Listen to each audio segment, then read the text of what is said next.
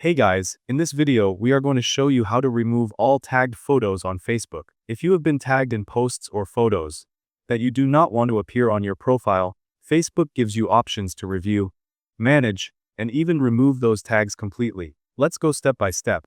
First, open the Facebook app on your mobile phone. Make sure you are logged into your account, or sign up if you do not have one yet.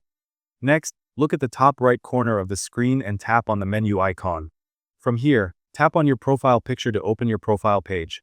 Now, tap on the three dots icon to access your profile settings. Inside the settings, select Review Posts and Tags.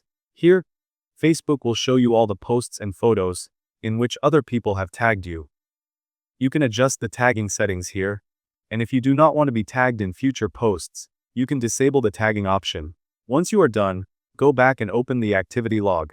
This is where all your past activities on Facebook are stored. Tap on your Facebook activity, and then select the option called Activity you are tagged in. Now, you will see a complete list of posts, comments, and photos where your name has been tagged. You can go through them one by one or select multiple items at once. After selecting, tap on the Remove option.